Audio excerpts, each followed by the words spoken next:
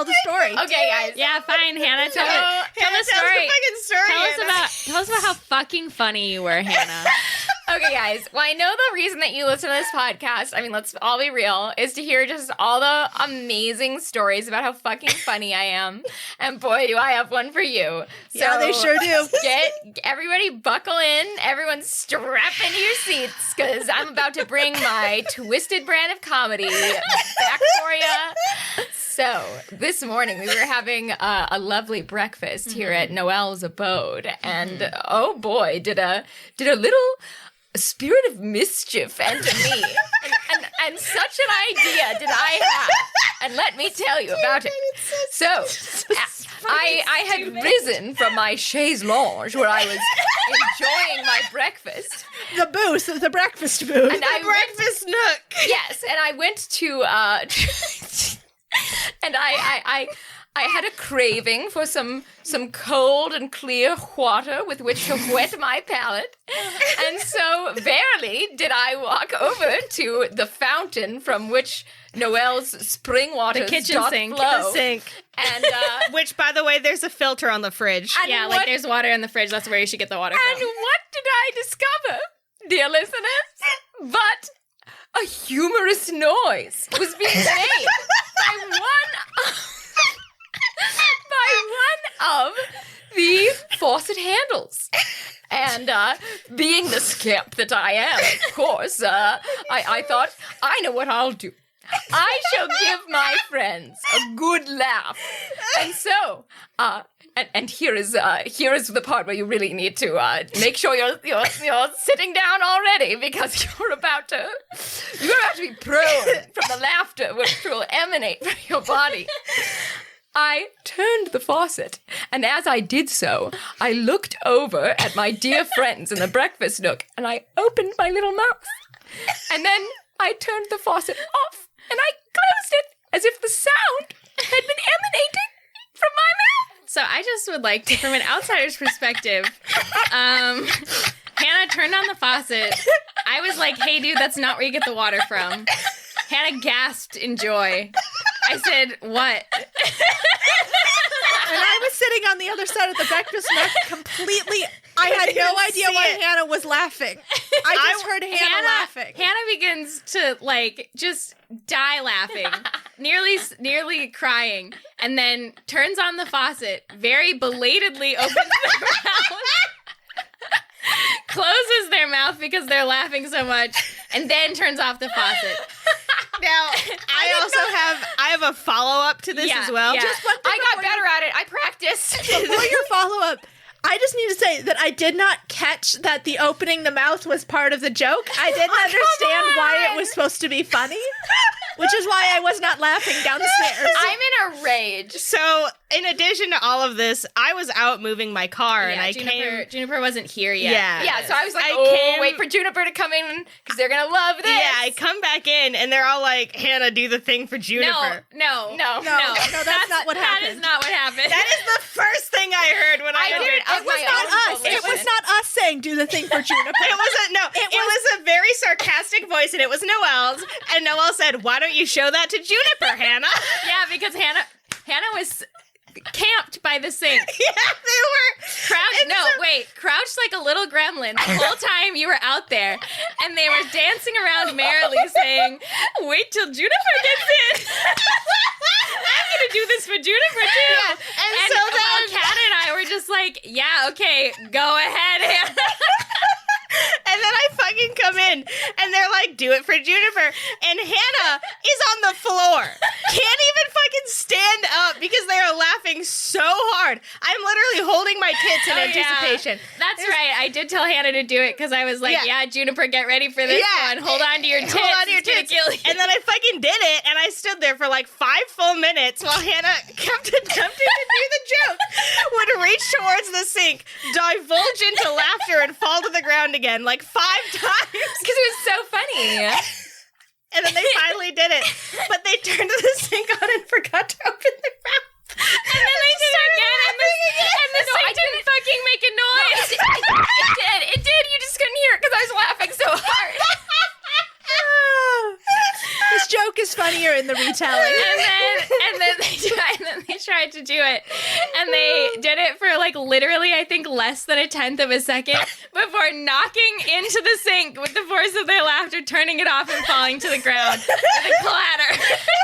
But then I did it a couple more times. After which Juniper was like, I don't know what happened. I don't know what the joke was. And at that point, I'll be honest, I didn't either.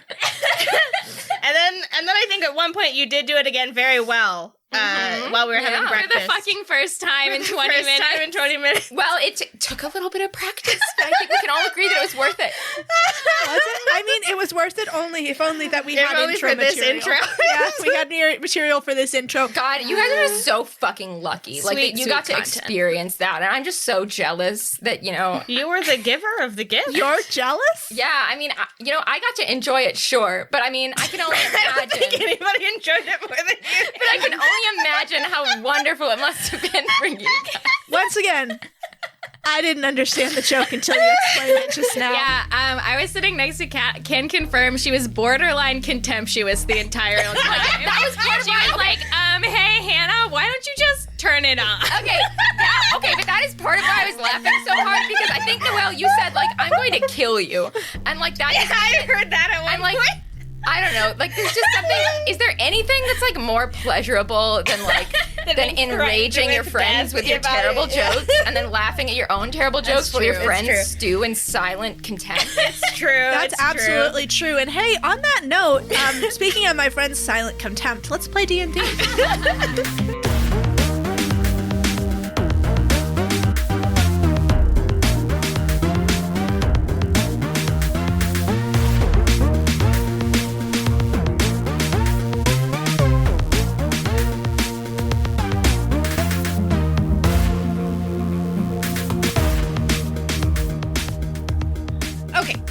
Last time, you all got arrested for your many magical crimes after being in the Dwarven Kingdom for like 30 minutes.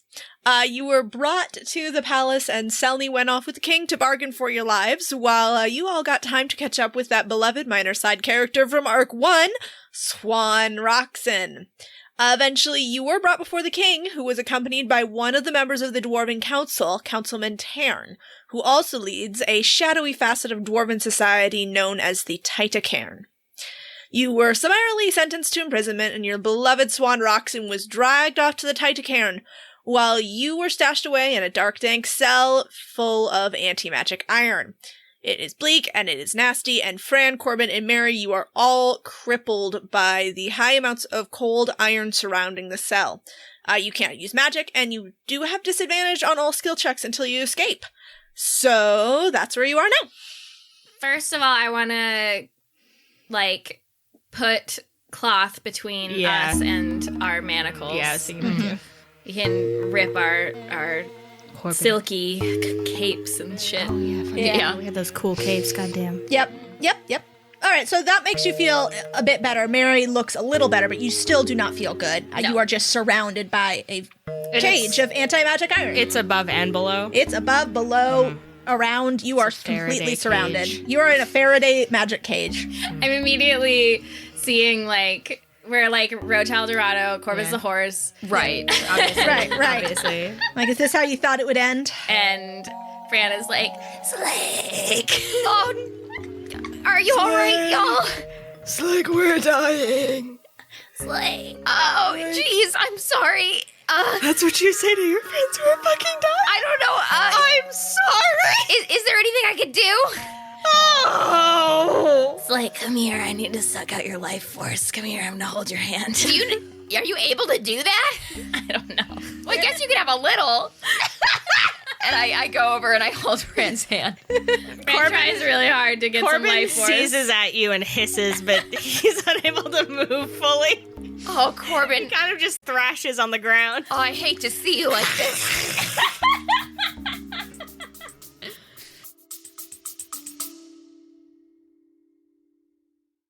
Are you suffering from high-quality podcasts?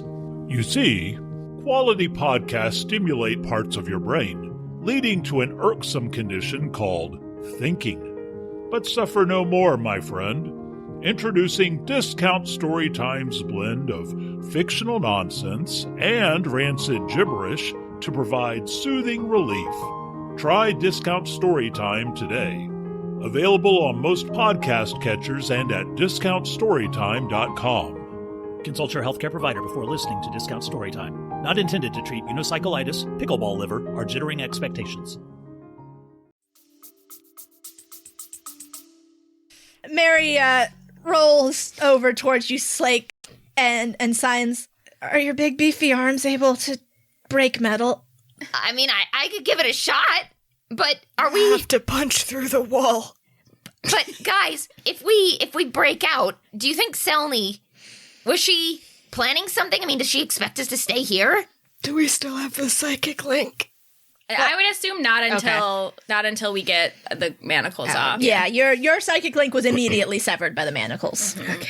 Kat, is there like a guard watching us or anything, or no? No, they've just locked you up down here, trusting their many Anti-magic. accomplishments, and also that you are down in a very dark prison with several gates between you and freedom. I've used up my wild shapes, although I don't know, that might be... I guess that's Magic? technically That's magic, baby. Yeah, I mean, with the irons on, you can't do any magic, right? Yeah, you can feel a little bit better with the cloth, you know. Right, yeah, But yeah. with all of this iron around you, Yeah, you are just you're We're screwed. stuck. You're screwed. Unless Slake can punch through the wall. Unless they can punch through the I mean, wall. I'll give it a shot, but do we want to wait for Selni or... Yeah. I love strong Selni, but I feel like I don't trust any bitch in this place anymore. Mary rolls over to look at you, Corbin, so she can sign. Corbin, you've been captured so many times. Don't you have any plan? Mary, I love that you think I've ever had a plan. That's really sweet. Oh, I just thought you've gotten out of so many jails. Let me meditate. Can I sleep? Yeah, you Will that work? Can I can sleep. perchance to dream? You can sleep. You can perchance to dream. You can see what happens. Okay, I'm gonna sleep. I'm Yeah, gonna I sleep. mean, you guys might as well sleep. Yeah, you might be able to Yeah. see what's You could going you on could with- actually Can we regain your spells. regain our spell slots? Yeah, let's do You that. can't use them right now, but you can regain them. Okay. Fucking, it's time to go to sleep. for exactly 8 hours. And I want to try to reach out to Pavia. Okay. Roll wisdom. Do I have advantage or not? Obviously not advantage. No, I have you have disadvantage. disadvantage. Yes, Okay. you have disadvantage on this. It's like you have to stay awake, keep watch. No spell slots for you. I mean, I don't. I mean, I can. Yeah, I'll take first Nothing watch. back. I think you have some hit points you need to Yeah, regain. you do. You definitely got beat up by that. Well, jumping. my first roll was a 4, so Oh, let's see if you do worse than that. and my second roll was a 6. Cool. Corbin, you have a dream in which you are staring at the ruins of a hungry boy, Oh, God. and you're sifting through the rubble, No. and you find a sandwich. One perfect sandwich. Oh, my God. And as you bring it to your mouth to take a bite, it turns into worms in your hands. I eat the worms. And you take a bite of the worms, and they're the best tasting worms they you've are. ever Oh, what had. a good dream. But then when you pull away and you look down at your delicious wormy sandwich, it's Fran's face. Hello, Corbin. And then you wake up. We all float down here. Corbin, are you all right? Oh, I had the worst dream that I've ever had in my life. Oh, my God, I was eating Fran's face, and I thought it was a worm sandwich. Oh, that does sound bad. She tasted good. That was the worst part. It was delicious. What the fuck? Fran covers her own face and glares at Corbin suspiciously. There, I say, and I tentatively pat Corbin. Oh, thanks, like. Oh my God. Mary signs, is that prophetic? I really hope it's not Mary. I really don't want to eat Fran's face. Why would you even ask that, Mary? Mary, yeah, I was a little fucked up that you'd even ask. Mary rolls onto her stomach to sort of mime shrugging and then signs, I don't know, I'm just looking for anything that's going to help us figure this out. You think that Corbin eating my face is gonna help us. His dreams are normally prophetic. Maybe it's a metaphor. Could be a metaphor. A metaphor what? You got me, Fran. mate. I'm sorry, I was regaining my hit points just now. Don't worry about it, Corbin. Okay. Well, now you have rested. What's your next step? Did I also rest? Yeah, you all take shifts resting. Not that there needed to be a shift. Nobody comes down to check on you. So they took all of our stuff. You got nothing but the clothes on your back, baby. Okay, we got clothes. Yeah, you're not naked. This is a PG-13, well, sort of podcast. Right. Also, your seaming has definitely ended. That's 8 hours. Oh, so. shit. Yeah, so you're all We're all back We're to all human. Oh, again. boy. Okay, but we still have our We're not clothes. all human again, Corbin. Well, I'm sorry, Slake. I'm sorry. And Fran and Mary, you're the only one who's human. You're the only human here. I'm sorry, everyone. So we have nothing. Selni has fucking abandoned us. Maybe not. Kat, Maybe she's still on her way. I'm gonna do a perception check in the cell. Okay. I have disadvantage on that, or? Do we still have disadvantage on everything, even though we put cloths? Oh, you know what?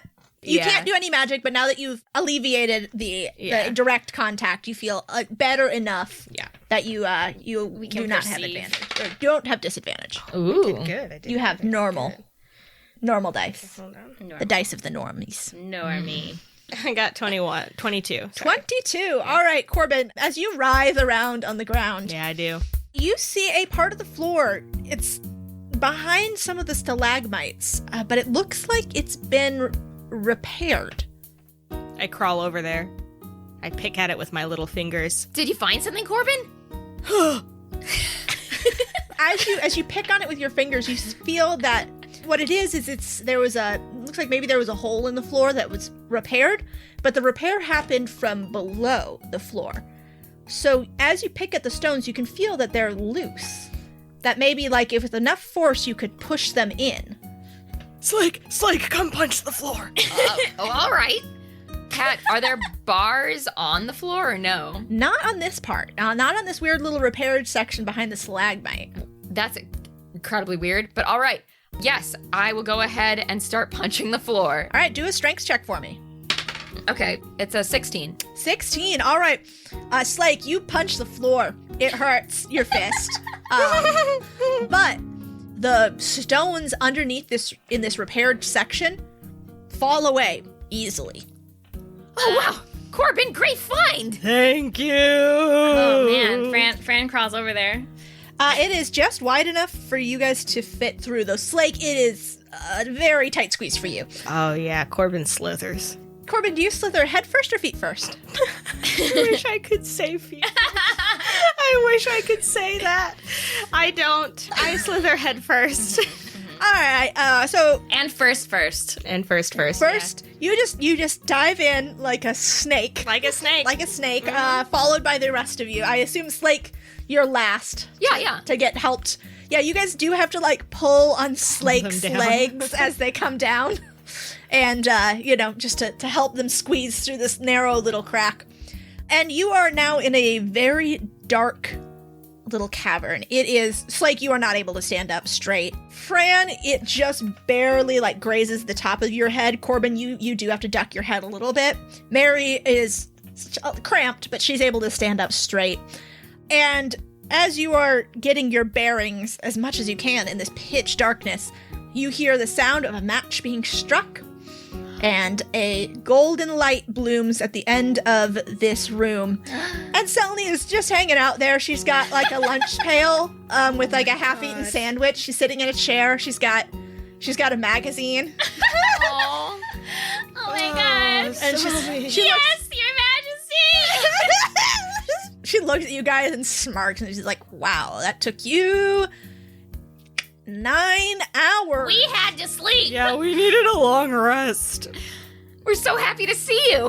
Jeez. Anna, come here, let me get those manacles off you. Oh, Your Majesty. Yes. Don't call me your majesty. I'm not a royal.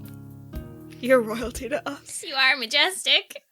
She deftly unclasps the manacles from your wrists and puts them into a satchel that she has. She also tosses the bag of holding over to Fran and Corbin's stick and all of Slake thank stuff. God. You guys get all your stuff. Oh, thank God. Phew.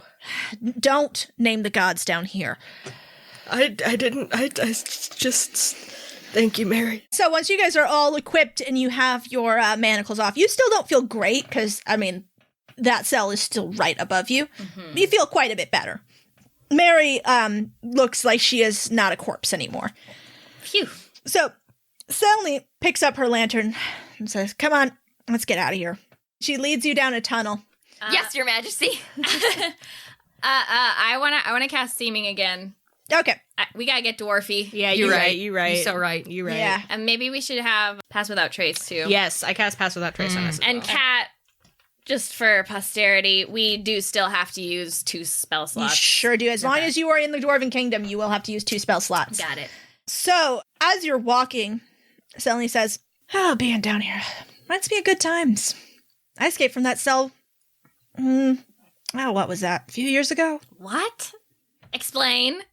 You're so cool and mysterious. It was before I married the king. I was already smuggling before that. He caught me and threw me down here. I escaped. So a meet cute. I don't like him just because I'm married to him. You surfacers have such a weird concept of marriage. It is strange. Yeah. Anyway, after I escaped, I convinced him to marry me with an oath binding me to control the kingdom's smugglers. It's better than rotting in a cell or being a fugitive, so just make sure nothing dangerous got into the city. They only have this one cell outfitted with cold iron, so I knew you'd get thrown in here, and if you didn't figure it out, I'd probably help you. I don't know, I was still thinking about it. Strong Selny, you were waiting down there with a box lunch and a magazine.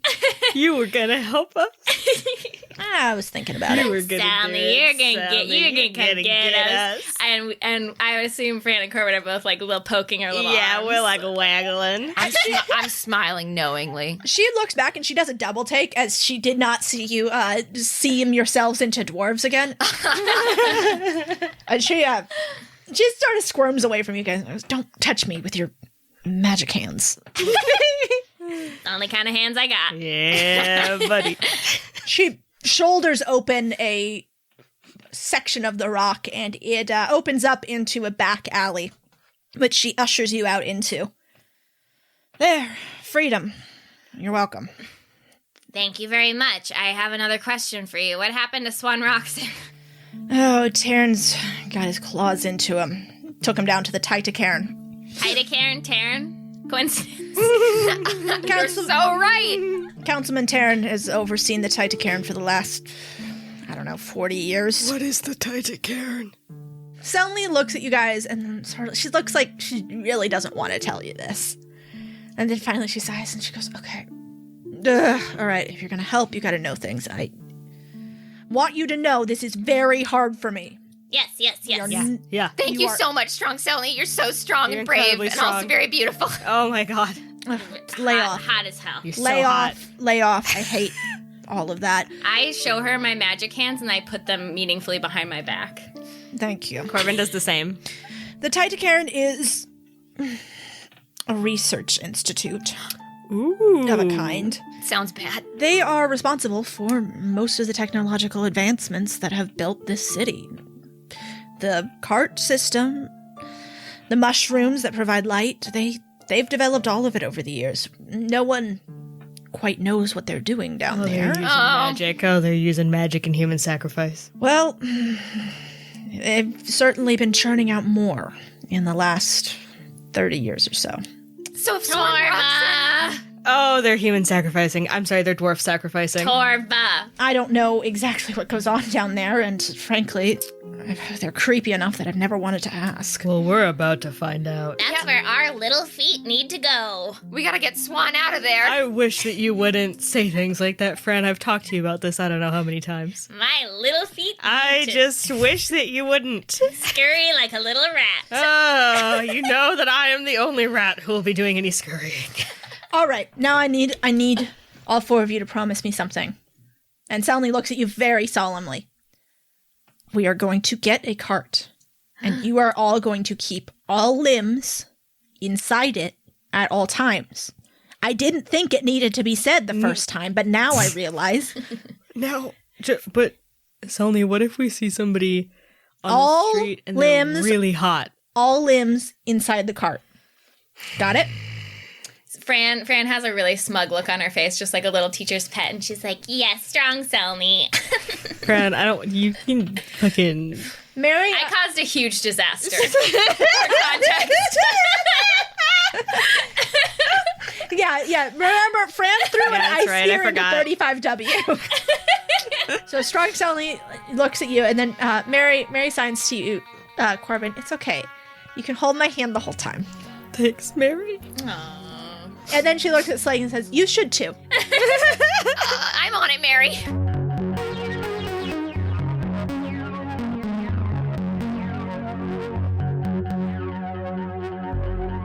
Okay. Hello, dear listener. Hello.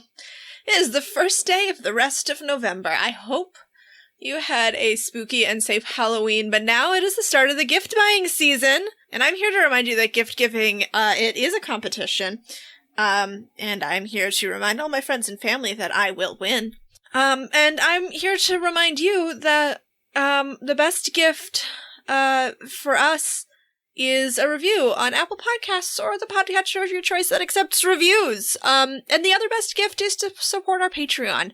We recently expanded our $5 tier to start doing a series called Dames Try Games, where we are doing smaller indie games and one-shots. Our 2-part recording of The Quiet Year is, I believe, up now, or it will be up soon. Either way, it was a lot of fun. We had lots of space pirates and sporbs and acid whales, if I recall. It was super, super fun. So go check that out. And I do want to thank our new Patreon patrons, Patreoninos, Chris McGowan, Benji J, Lungless, and Seth Scott. Thank you all so much. You are the wind beneath my wings. I think I've said that before, but it's true. And hey, do you know what the best gift for other people is? People who aren't me and my friends who I do a podcast with? It is gifts from our store. We have a fantastic store. We have mugs, we have beanies, prints, shirts, stickers, and the opportunity to make me say absolutely batshit insane things. Like this. This message is from Rowan. It is for Rowan. It says, "Hello, future Rowan. This is a message from past Rowan. Ooh. Listen to the voice of a cool dame or dragon. Say some of your favorite things. Pee-pee, poo-poo, ligma, D's nuts. I'm proud of you. 69-420. Kobe, the Vine Way." I don't know what the Vine Way is. "You are loved and appreciated. Mommy milkers, girl boss, gaslight, gatekeep, mansplain, manipulate male wife. Yee yee, the cowboy way." I don't know what the cowboy way is. "You are loved and appreciated. Broskies. Varric should be romanceable in Dragon Age 2. That's correct. Arrest Tom Brady. No reason necessary. Arrest Noelle for writing Rainbow. Makes me cry every time. Future me. I hope you're doing better than I am, and that the days keep coming, and they don't stop coming, and they don't stop coming, and they don't stop. My ADHD stream of consciousness is crumbling. Love you the most, bestie. Pastro, peace out. Also, you're a good dungeon mommy. Stop freaking out all the time." So thanks, Rowan, for purchasing that message. I hope that healed you. And now for a message to Chantel. Chantel, the code word is friendly DM. The sleeper agent is active. Go.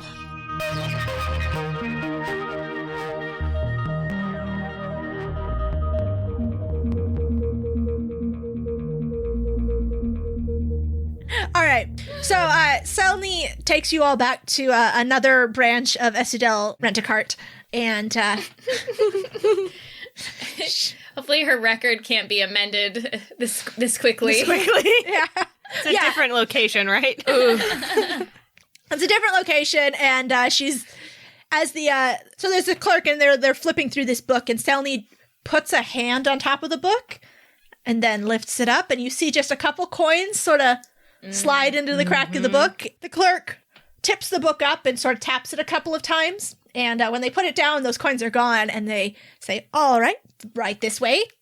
And they lead you to a cart, and they give you some more goggles. These ones are significantly less damp. And Selni takes her pair out as she carries a pair with her and gets into the driver's seat. How are you guys going to arrange yourselves this time? Who's kicking in the front seat, kicking in the back seat? Gotta make your minds up. Which seat will you take?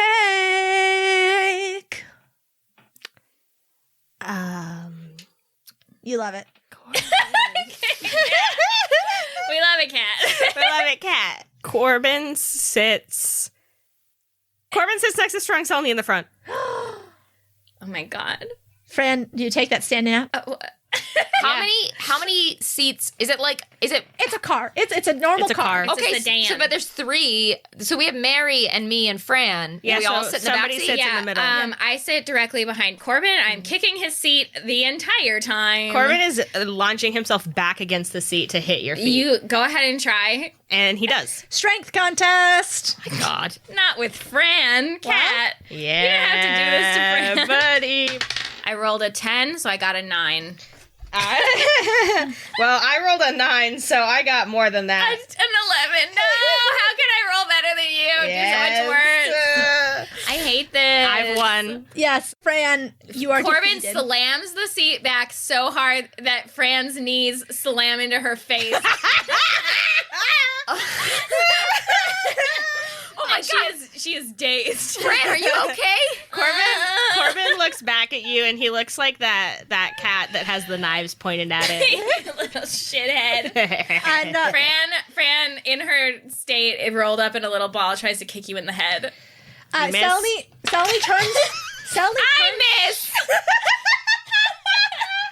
Selni turns sharply to both of you and says, "You can walk if you don't stop." Corbin sits very straight in his seat. Same.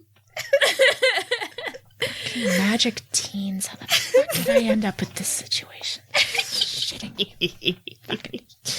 And Selni pulls out of the carport at Essadil Rent-A-Car, and McDonald's. So true. so as you're driving, Selni explains, if we're gonna get down to the Titacairn, it's not an easy descent. They're at the very lowest level with the rest of the industrial district, so we'll have to go down through the red tier. When we're down there, don't touch anything. You got it? Don't touch anything, don't talk to anyone, don't look at anyone. Corbin puts his hands on his boob window. I look nervously at Corbin and Fran. Fran turns to Slake and she's like, what are you looking at me for? Corbin? I mouth the word bones. At the same time you do that, Corbin also turns around and says bones. Fran is confused because it seems like Slake's voice just came out of Corbin's mouth. So as you guys go through, you swerve around the large spear of ice in the middle of 35W. Still haven't cleaned that up. It's been like 30 minutes already. It's been 9 hours. 9 hours. Oh my god, you're right, it's been 9 hours. I'm a very powerful mage. Selni glances at it as it passes. No one wants to touch it. You know, it's magic shit. It'll Oh, melt. I snap my fingers, it disappears. Everyone freaks out. And Selni reaches back to you, Fran, and she slaps your hand. She said, I didn't think I had to fucking say stop doing magic. I was undoing magic. Yeah. I thought you'd be happy. Yeah, guess who now knows that somebody who can do magic is out of their prison cell? You way to go, Fran. Maybe the time just ran out. It could not be me. Oh, jeez. They're gonna check, they're gonna know. Well, they would have figured it out sooner than later anyway. All right.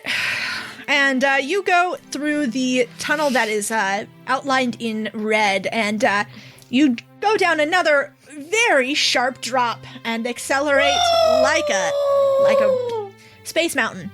You know, you just plunge into the darkness. As you level out, you see the red-bathed red tier. Obviously aptly named. And Selni explains this a bit, that this is the pleasure district of Estadel.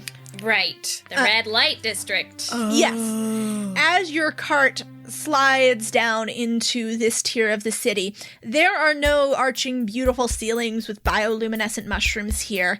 It is as though the streets of Nakama have been crammed down into a hot, dark tunnel with just enough room for Slake to stand, though you will need to be careful of the many signs which hang low on the ceiling, painted with garish caricatures of the attractions they point to. There are casinos, bars, nightclubs, pit fights, and more. Stores with bars on the windows and sparkling goods on display line this main thoroughfare. There are street vendors selling pamphlets for a copper bit. Everything is bathed in a red glow which emanates from geometric designs inlaid in the ceiling. When you get close enough, you can feel the heat radiating off of these designs. All right, Selni brings the cart into a parked position along with a bunch of other carts. Tracks don't run down here, so we're on foot from here on out. Can I do a pit fight? Selni looks at you. like, she looks you up and down and goes, It sounds fun. Maybe later, Corbin. Okay, all right. look, I got an errand to do while we're here, so Are you gonna do a pit fight? Pit fight. I'm not gonna do a pit fight. I bet you'd be really good at it. Yeah. Oh, am I gonna have to fight you in the pit? I don't know that I could do that. I might have to back out of the pit fight. Do they allow that? Can I back out once I've entered?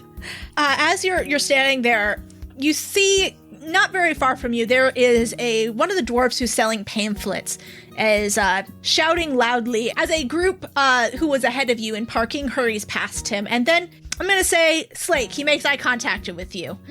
And Of course, because Slake is like, oh, a solicitor?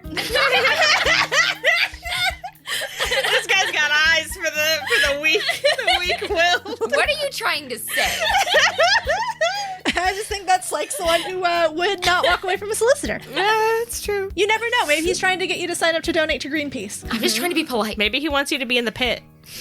Get in the pit. Get in the pit. Get in the pits. Like, All right, so this solicitor, he comes up to you and he's got a pile of pamphlets that are, you can see, are slightly damp, like his hands are really sweaty. And he goes, a bit for a pamphlet. Can I interest you? Can I interest you in some literature? Can I tell you the good word? The good word. we don't have any money. I only know bad words. You gotta buy. We're you gotta buy a pamphlet. pulling Slake. You gotta buy a pamphlet. We're really busy right now. I'm sorry. Come on, just a bit for a pamphlet. It'll tell you all about the good word word of our Lord Torva. I just remembered that buddy. we have this thing we have to get to. I would like a pamphlet. Yeah, give me a pamphlet. And he gives you, his hands are really Well, we shaky. don't have any money. And he hands you a pamphlet, and Sally looks at you both and goes, oh my god. Corbin takes the pamphlet and rips it in half and says, No. Can I have another one? We need to read it, Corbin. Can I have one more? The guy goes, all right, that's gonna be 3 copper bits. It's gonna be 3 copper bits for me, your old pal. He takes Huh? the pamphlet and he rips it in half. Oh. And he looks, Sorry. I don't know what's going on with my hands. Can I get one more? and I step in front of Corbin, between Corbin and this man. And I say, I'm so sorry about my friend. he goes, He loves to conquer paper, so I understand. It's you just need to know that Lord Torva, he only needs us. He only needs us because the gods need to play. They need to use us. They need to use us as pieces on their board. You see, it says all about it here in this pamphlet. In this pamphlet, it'll tell you all about it. how much for all the pamphlets? He starts counting them, but you'd see he's losing count as Oh my God. he keeps trying to count. And Selni steps in, and she hands him a silver piece and goes, "Will this do?" And the guy looks. His eyes get so big, and he takes the silver piece and just drops all the pamphlets. Corbin hands one of the pamphlets to Fran and begins to shred the rest. Yes. Selni, she looks at him and she goes, "When was the last time you got your fix, kid?" And the kid looks at her and he goes, I don't know what you're talking about. I just needed some money. That's all. I just needed the money. Sally goes, "All right, kid, all right, calm down. You got your silver. So, tell me, where are you getting your spores these days?" Spores. And Selny, she shoves you guys away. Read the pamphlet. Okay, I start reading the pamphlet, but my eyes are looking over. I'm tearing the pamphlets down, but I'm looking up. You don't read them.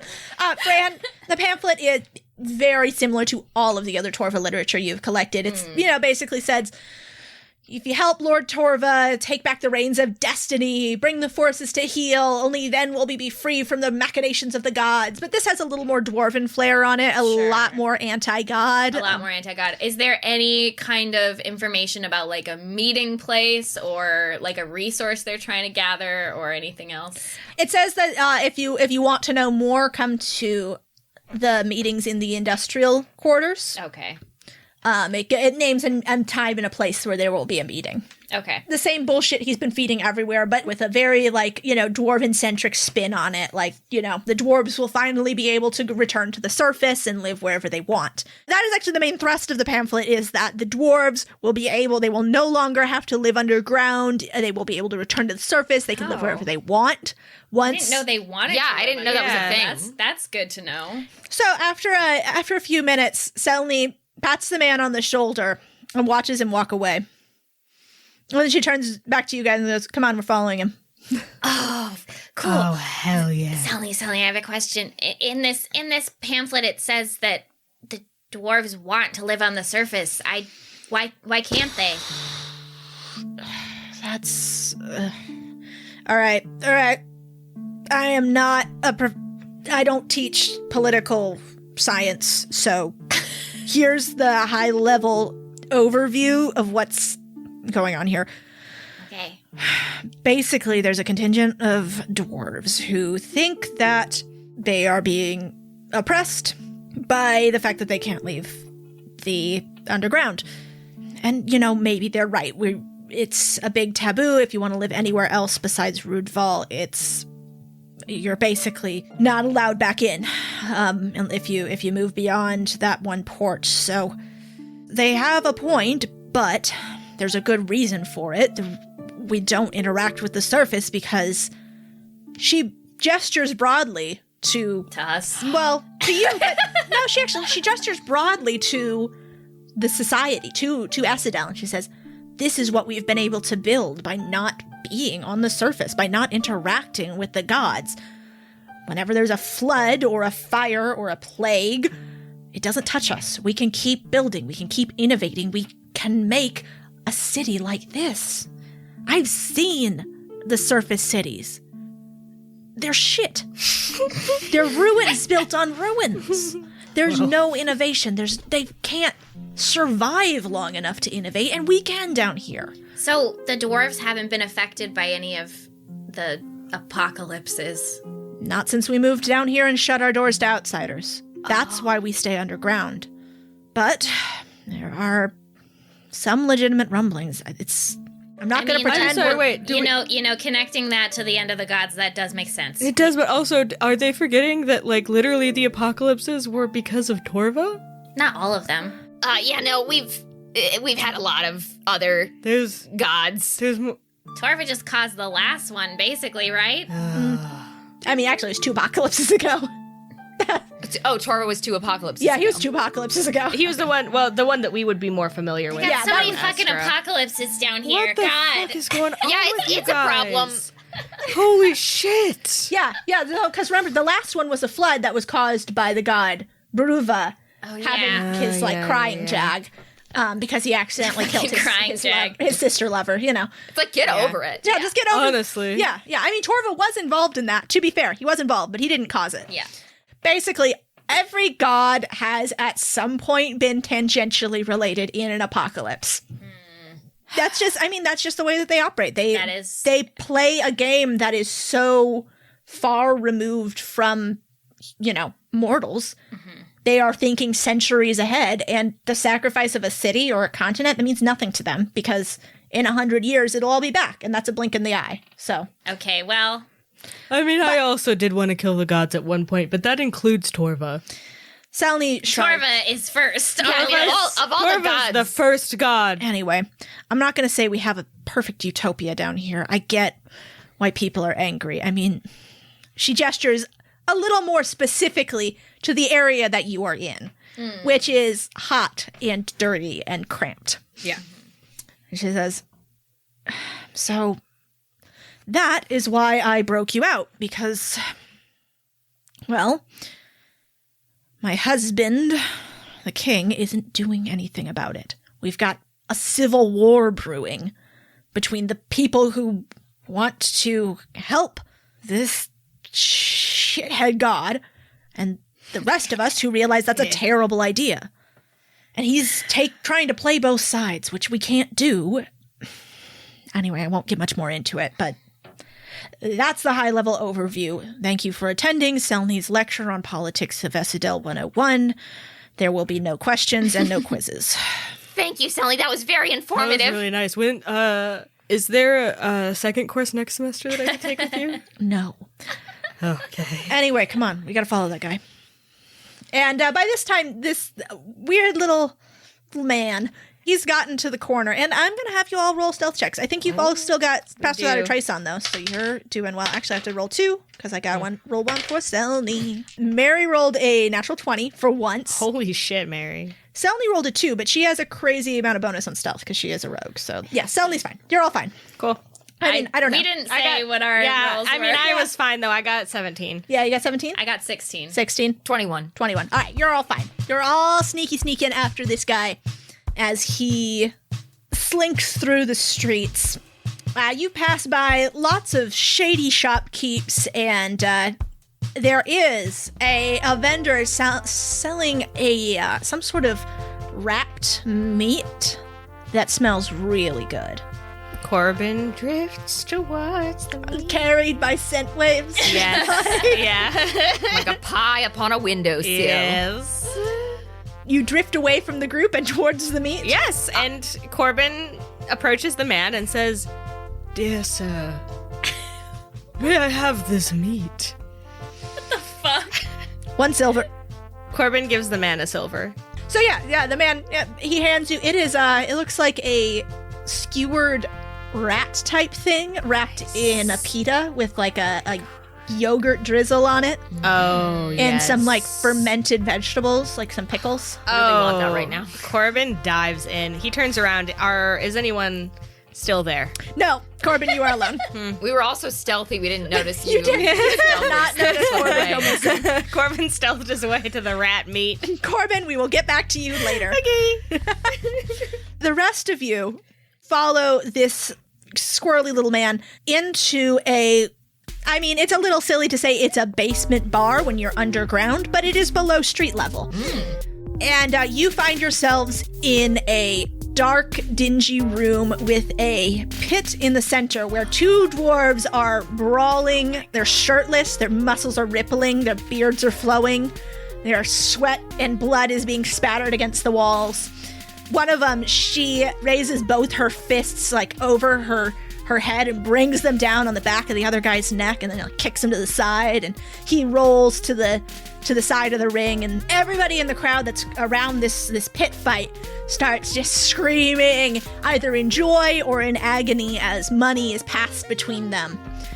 Selni puts a hand out to stop you guys, and then she looks and she counts 1, 2, 3, and she goes,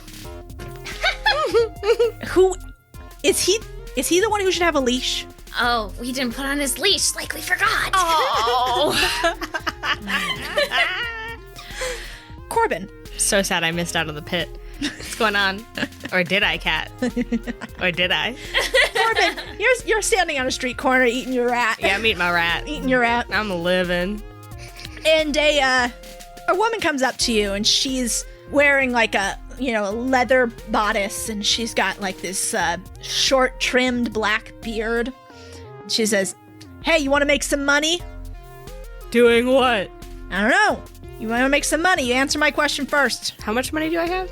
You have money. How much money? Depends on how good you do. I got money. You tell me what you want me to do. If it's getting a pit, I'm already there. And she looks you up and down and says, well, if that's what you want to do, You'll let me into the pit? I wanted to see if you'd join the host club, but if you'd rather be in the pit, then I can arrange that. Wait, what's the host club? Wait, what's the host club? Sit down with wealthy patrons, entertain them, tell them stories, sing them songs. You look like you got the right look for it. Oh. I don't think I'd be good at that. I want to go in the pit.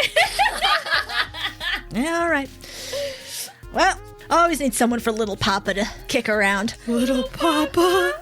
Yeah, come on. I hate it when she calls me Little Papa. As soon as you said I hate it, I knew exactly what you were going to fucking say. Corbin jogs delightfully after this. All right, we'll get back to that in a minute. So, the rest of you, Selni sighs and goes, all right, well, we'll find him in a minute. Right now, I gotta keep an eye on that guy and see where he goes. You three, stay out of trouble. And she disappears into the crowd. And we're just in this bar now. Yeah, you guys are in this bar. There's a pit fight happening. There is a bar with people getting drinks. There's some tables. There is a man in the corner with a table set up and some objects out on it. Fran grabs Slake and Mary's hands. She's afraid. Mary is also she grabs your forearm, Fran. She's like, I feel like. Slake, what are we supposed to do? Mary looks at you and goes, Signs, I was raised very sheltered. I mean, I didn't get to go outside for a long time. I don't know what to do in a place like this. Kat, where do I see the strongest person in this bar? You see a person who is taller than average for a dwarf. Uh-huh. And they're wrapped up in some really thick wrappings, and that makes them look like they're tall and they're big. Mm-hmm. So that's who you see. Okay, I elbow Slake and I say, we gotta go rough that guy up. What? Fran, I'm sure that everyone here is really friendly. We don't know them Not yet. Not us, Slake. I don't think we should start a bar fight. Mary signs, Fran, do you think you could beat them up? Hey guys, why don't we look over at that guy over there with the table with objects? Maybe he's got some fun things. Mary, if we work together, we can do anything. I grab both your hands and I drag you over to the table with the guy who has the things on the table. And I say, hi, friendo. How's it going? And the guy looks you up and down and goes, well, hail, travelers. No!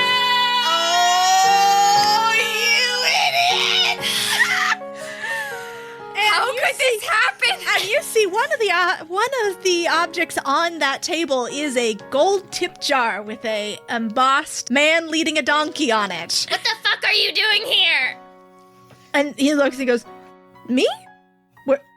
This is my shop. I mean, in this corner of this bar is my shop. For now, anyway. Here's the interesting thing. This man does not look like Dawson. This man looks like a dwarven version of Dawson. Yeah. Okay. Kat, Yeah. what are I would like to perceive the objects on the table. They do not look like they are necessarily magical. You're not getting any magical vibes off of them. I'll tell you that for free. Okay. If you want I to... suppose this wouldn't be the place Yeah. to sell magical. Yeah. things. Oh, duh. Yeah. So seriously, Dawson, why are you here? Me? Dawson?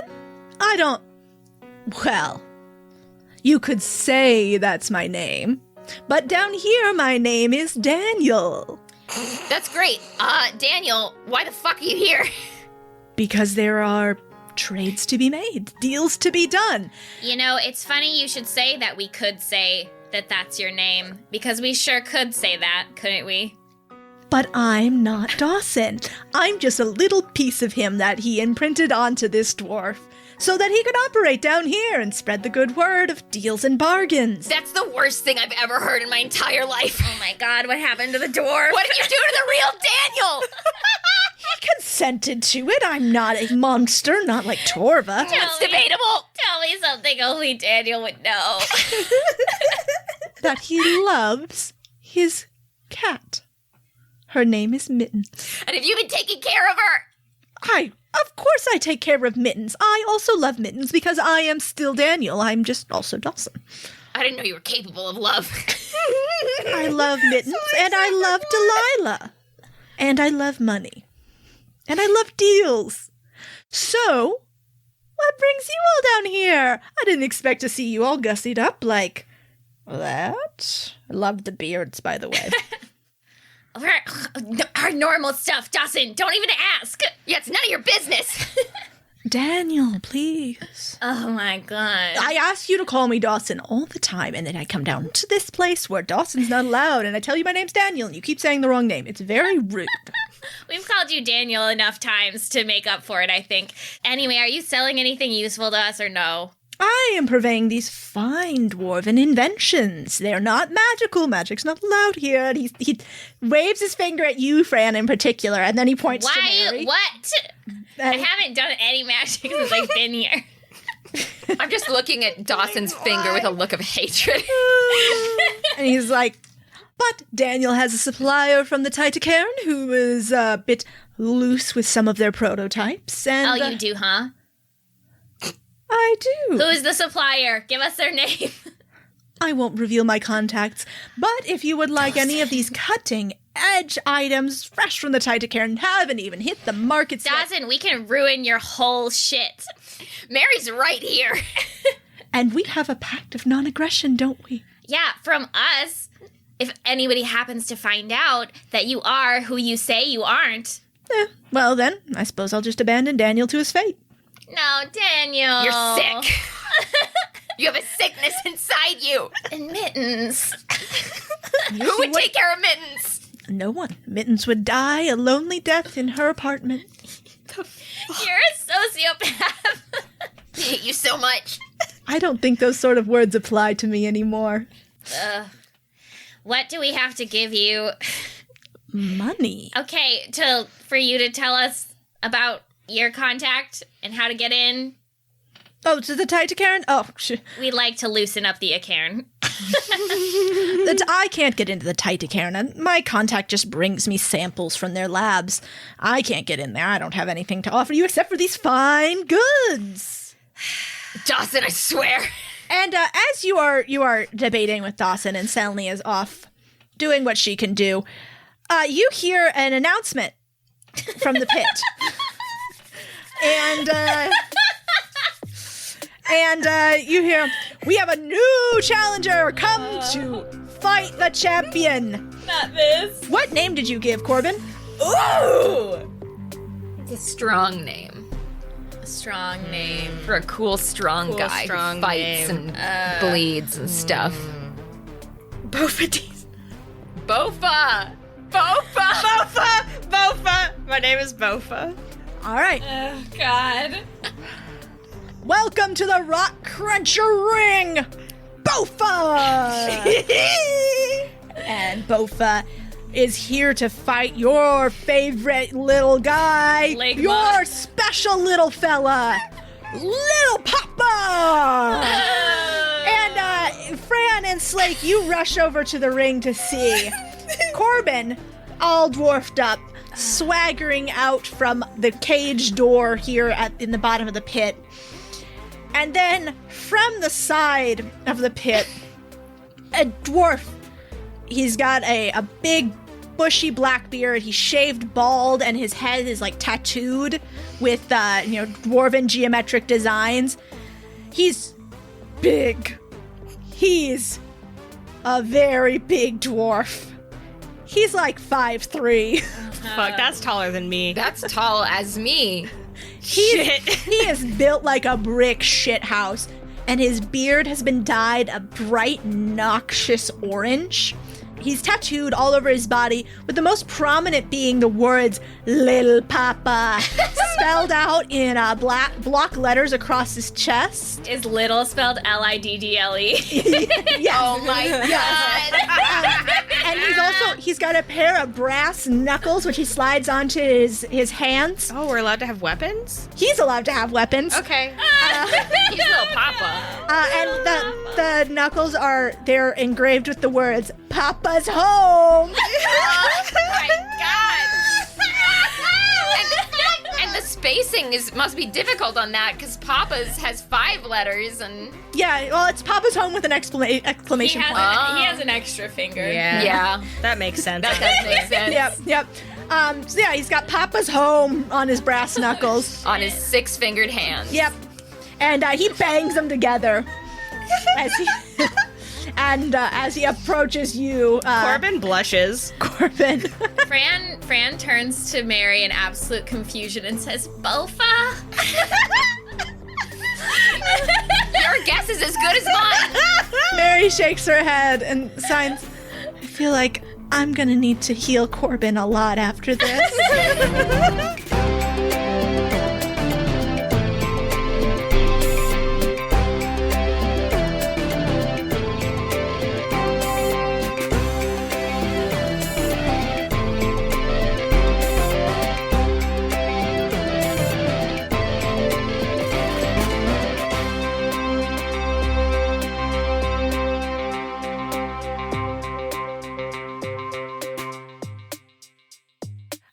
This is... Oh, sorry. Oh. No, keep going. I was just going to ask what it was, and you said this is. What is it?